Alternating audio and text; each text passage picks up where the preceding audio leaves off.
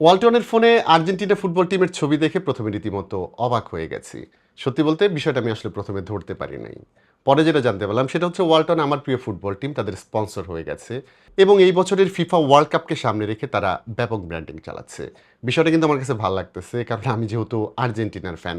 তবে অন্যান্য টিমের যারা ফ্যান আছেন তাদের কাছে বিষয়টা কেমন লাগছে সেটা অবশ্যই জানাবেন কমেন্ট করে। যাই হোক, ফুটবল নিয়ে পরে কথা হবে, তার আগে কথা বলা যাক ওয়ালটনের নতুন স্মার্টফোন ওয়ালটন নেক্সট জি N28 নিয়ে। শুরুতেই জানিয়ে রাখি, গুড লুকিং এই স্মার্টফোনটি পাওয়া যাবে তিনটি কালারে, যার মধ্যে থাকছে হান্টার গ্রিন, মিটিওর ব্লু এবং চারকোল ব্ল্যাক। আমাদের কাছে যে ইউনিটটা আছে সেটা হচ্ছে হান্টার গ্রিন, এবং আমার কাছে সবচেয়ে যে বিষয়টা ভালো লেগেছে সেটা হচ্ছে এটা রিয়ার পার্টটা যেহেতু ম্যাট ফিনিশের, সো আঙুলের ছাপ কিন্তু একদমই পড়ে না, সো ফোনটা ওভারঅল ক্লিন থাকবে। ডিজাইনের কথা যদি বলি, এই ফোনটাতে কিন্তু বাল্কি টাইপের কোনো ডিজাইন থাকছে না, অনেক বড় ক্যামেরা হাউজিং সেরকম থাকছে না, খুবই ছিমছাম। সো যারা একদম মিনিমালিস্টিক টাইপের ফোন পছন্দ করেন তাদের কাছে এই ফোনটা অবশ্যই ভালো লাগবে। আর ক্যামেরা আইল্যান্ডটা সুপার সিম্পল। আমরা স্যামসাংয়ের ফোনে, মানে স্যামসাংয়ের ফ্ল্যাগশিপ ফোনে কিন্তু এই টাইপের ক্যামেরা আইল্যান্ড এখন দেখে থাকি।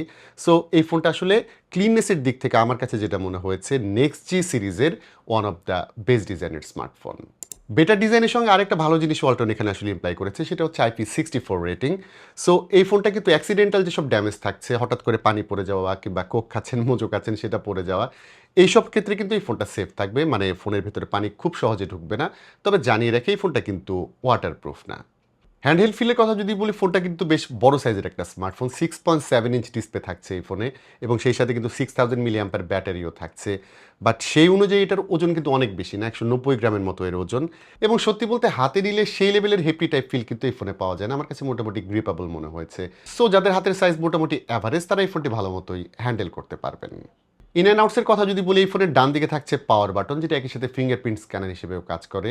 ফিঙ্গারপ্রিন্ট স্ক্যানারটা যথেষ্ট ফাস্ট মনে হয়েছে, খুবই ইনটিউটিভ, এবং আমি রিয়েল লাইফ ইউজিংয়ের ক্ষেত্রে দেখেছি এটা মোটামুটি সবসময় একদম অ্যাকুরেট কাজ করে, খুব একটা ডিলেও পাওয়া যায় না। অন্য পাশে চলে আসলে সেখানে দেখা যাবে একটি সিম ট্রে, যাতে দুটি সিম কার্ড এবং একটি এসডি কার্ড ব্যবহার করা যাবে, এবং ভালো বিষয় হচ্ছে এসডি কার্ড ব্যবহার করতে পারবেন 1 টেরাবাইট পর্যন্ত।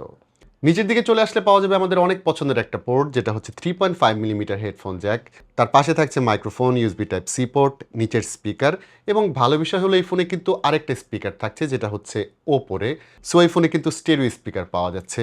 যারা মাল্টিমিডিয়া কনজিউম করবেন, ভিডিও দেখবেন বা টুকটাক গেমিং করবেন, তারা কিন্তু বেশ ভালো এক্সপিরিয়েন্স পাবেন।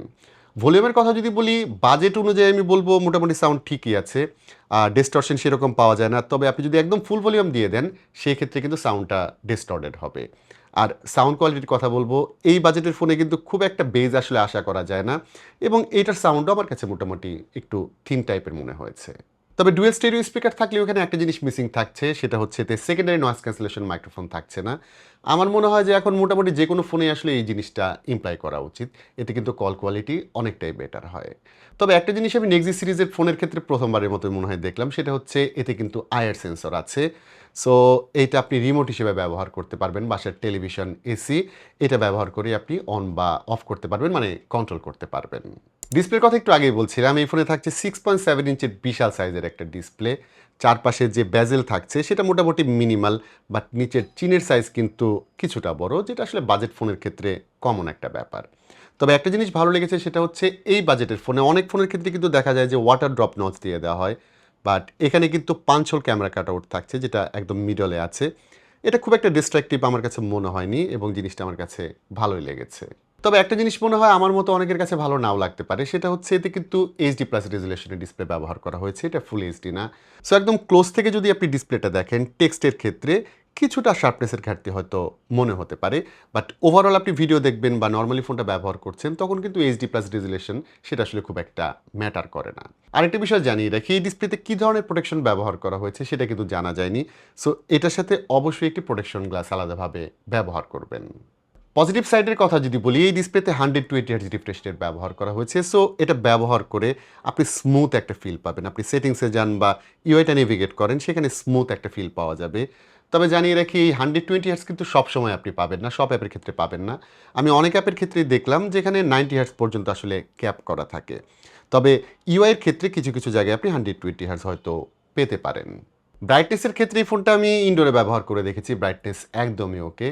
তবে ফোনটা নিয়ে যখন আমি ডিরেক্ট সানলাইটে যাচ্ছিলাম, একদম সূর্যের নিচে, তখন মনে হয়েছে ব্রাইটনেস আরেকটু বেশি হলে বেটার হতো, but most of the time brightness একদমই ওকে ছিল। ভিডিও প্লেব্যাকের ক্ষেত্রে যেটা দেখলাম সেটা হচ্ছে ওয়ালটন জানিয়েছে এইটাতে আপনি সর্বোচ্চ 2K রেজলিউশন পর্যন্ত ভিডিও দেখতে পারবেন, বাট ইউটিউবে প্লেইংয়ের ক্ষেত্রে দেখলাম এটা কিন্তু 2060 মানে 4K রেজলিউশন সেটাই সাপোর্ট করছে। অনেক ফোনে দেখা যায় যে আসলে এই জিনিসটা লিমিটেড করে দেওয়া হয়, বাট এইটাতে কিন্তু থাকছে।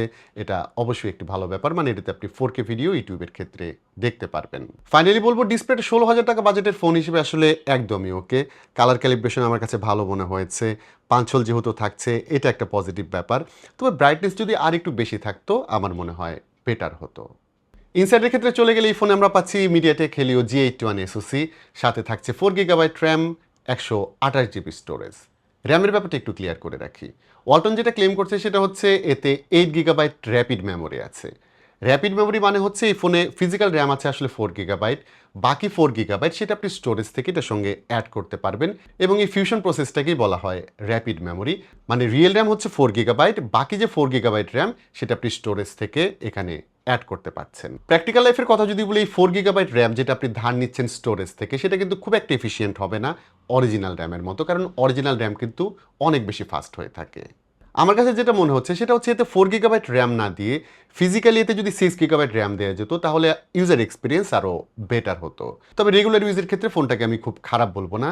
তবে আপনি যদি অনেক বেশি অ্যাপ এটাতে একসঙ্গে ইনস্টল করে রাখেন বা অনেক বেশি অ্যাপ এটাতে চালু করে রাখেন তখন কিছুটা ল্যাগিনেস হয়তো দেখতে পারেন, বাট আপনি টুকটাক যেসব অ্যাপ থাকছে সেগুলো চালানোর ক্ষেত্রে মোটামুটি ভালো পারফরমেন্স পাবেন। গেমিংয়ের কথা একটু জানিয়ে রাখি, যারা পাবজি বা কল অফ ডিউটির মতো ভারী গেমগুলো প্লে করে থাকেন তারা এই ফোনে কিন্তু এক্সপেক্টেড পারফরমেন্স কখনোই পাবেন না। আপনি গেমগুলি প্লে করতে পারবেন, মানে ভারী গেমগুলিও এটাতে প্লে করা যাবে, বাট সেক্ষেত্রে সেটিংসটা লো করে নিতে হবে, গ্রাফিক্স কোয়ালিটি কমিয়ে নিতে হবে, এবং তারপরও অনেক সময় দেখা যাবে টুকটাক ল্যাগ করছে। সো আপনি যদি নর্মাল টাইপের গেমগুলি প্লে করতে চান এই ফোনটা একদমই ওকে, বাট ভারী গেমের জন্য এই ফোন না সেটা অবশ্যই বুঝতে পারছেন। আর এই ফোনের অপারেটিং সিস্টেম হিসেবে ব্যবহার করা হয়েছে Android 16, যেটা মোটামুটি এখন অনেক ফোনে পাওয়া যাচ্ছে, এবং এইটাই কিন্তু মোটামুটি লেটেস্ট অপারেটিং সিস্টেম। সো এটা র্যাম ম্যানেজমেন্ট ভালো, এবং আমি ইউজিংয়ের ক্ষেত্রেও দেখলাম ফোনটা মোটামুটি এই ধরনের কনফিগারেশন নিয়েও বেশ ভালো পারফরমেন্স করছে। আরেকটা ভালো বিষয় হচ্ছে এই ফোনে কিন্তু 6000 মিলিঅ্যাম্পিয়ার ব্যাটারি থাকছে, 5000 না। So 6000 milliampere battery definitely appreciate করার মতো। আর এই ফোনের বক্সে কিন্তু আমরা 18 ওয়াটের একটা ফাস্ট চার্জারও পাচ্ছি। ব্যাটারি ব্যাকআপের ক্ষেত্রে যারা মোটামুটি রেগুলার টাইপের ইউজার আছেন, অর্থাৎ ফেসবুকিং করেন, ইউটিউবে ভিডিও দেখেন বা টুকটাক ভিডিও কল করে থাকেন, তারা এই ফোনে কিন্তু মোটামুটি 1.5 দিন 2 দিন অনায়াসে ব্যাটারি ব্যাকআপ পাবেন। সো ব্যাটারি ব্যাকআপের কথা মাথায় রেখেই ফোনটা ডেফিনেটলি রিকমেন্ডেড থাকবে। ক্যামেরা হিসেবে নেক্সট জি N28 এ থাকছে 50 মেগাপিক্সেল প্রাইমারি ক্যামেরা, সামনে থাকছে 8 মেগাপিক্সেল সেলফি ক্যামেরা, এবং অবাক করার মতো বিষয় হচ্ছে এখানে কিন্তু সনি সেন্সর ব্যবহার করা হয়েছে, এবং যেটা আমার কাছে মনে হয়েছে ওয়ালটনের জন্য একটা বিগ জাম্প। তো নেক্সট জি N28 এর ক্যামেরা দিয়ে আমরা দিনে রাতে অনেক ছবি ক্যাপচার করেছি, এবং প্রথম আমার কাছে যেটা মনে হচ্ছিল সেটা হচ্ছে এতে যেহেতু সনি সেন্সর ব্যবহার করা হয়েছে ইমেজ কোয়ালিটি অনেকটাই বেটার হবে। বাট একটা জিনিস জানিয়ে রাখি, ভালো সেন্সরের সাথে ইমেজ প্রসেসর যদি সেই লেভেলের না হয় আপনি কিন্তু কখনোই ভালো ছবি পাবেন না। লাইক এটার ক্ষেত্রে আমরা মোটামুটি শার্প ছবি পেয়েছি, স্কিন টোন মোটামুটি ভালোই থাকে, বাট হাইলাইট ব্যালেন্সের ক্ষেত্রে মানে মোটামুটি চ্যালেঞ্জিং সিচুয়েশনে যেখানে হয়তো ব্রাইট স্কাই থাকছে সেখানে কিন্তু এর ক্যামেরা খুব একটা সুবিধা করতে পারে নাই। আর লো লাইটের ক্ষেত্রেও কিন্তু ইমেজ প্রসেসিং খুব একটা ভালো আমি পাইনি, মোটামুটি গ্রেইন এবং নয়েজ বেশ ভালো মতোই দেখা যায়। যদি এখানে ভালো প্রসেসর থাকতো ডেফিনেটলি এটা থেকে আরও অনেক ভালো ছবি পাওয়া যেত। তবে ওভারঅল এই ক্যামেরার আউটপুটকে আমি খুব একটা খারাপ বলবো না, বাজেট অনুযায়ী ঠিকই আছে। ক্যামেরার অন্যান্য ফিচার দিয়ে যদি বলি, এতে পোর্ট্রেট মোড থাকছে যেখানে মোটামুটি ভালো ছবি ক্যাপচার করা যায়, সাবজেক্ট সেপারেশন ব্যাকগ্রাউন্ড মোটামুটি ভালোই কাজ করে, বাট কিছু কিছু সময় একটু আর্টিফিশিয়াল লাগে। এছাড়া এটাতে আপনি ভিডিও করতে পারবেন 2K রেজুলেশনে, এবং ভিডিও কোয়ালিটি দেখতেই পাচ্ছেন। তো ভিডিও শেষ হয়ে যাচ্ছে, এই ফোনের প্রাইসিংটা কিন্তু এখনও জানানো হয়নি। এই ফোনের প্রাইস হচ্ছে 16,000 টাকার কিছু ওপরে, এবং এই 16,000 টাকা প্রাইস রেঞ্জে এই ফোনটা আপনার কাছে ওভারঅল কেমন মনে হয়েছে, কী কী ল্যাকিংস থাকছে বা কী কী বেটার করা যেত সেটা অবশ্যই জানাবেন কমেন্ট করে। আজকের ভিডিওটি এখানে শেষ করতে হচ্ছে। সবাই ভালো থাকবেন, অনেক ভালো।